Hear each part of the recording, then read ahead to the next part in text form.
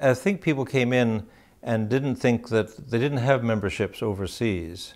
So they said, you know, they're not quite haram, but they said, well, you know, we don't need that. And so they kind of came flowing in and wanted to change things and told us we weren't doing things the right way and we weren't being good Muslims and so on.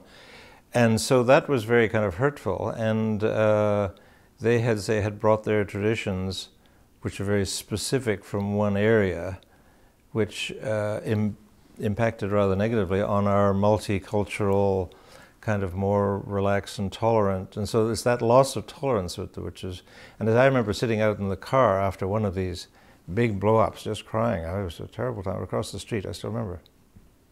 It was sad. But anyway, you know, you get over these things eventually and you forgive people and you say, let's move on. So I've been friends with some of those people many years later, you know, and you just have to let it go. But and maybe there was room for new people, new places.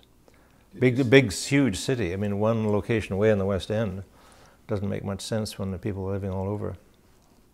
You could probably check the dates, but what was it called, the Islamic Foundation, I think was probably started 67, 68 somewhere. But I mean, I think the attitude that came in with the increasing overseas immigration tended to have what we thought was a rather bad attitude towards women, and that really bothered me. And I remember we had in our, again, early community, an English woman, Saida Miller, wonderful, kind English woman, who eventually married an Egyptian, Muhammad something, who was a graduate student, I guess, and went home. But anyway, when we had these strips of carpet I mentioned to you in the prayer room, this other guy, whose name I won't mention, was praying up ahead, but somehow he suddenly found that she was saying her prayers kind of off here.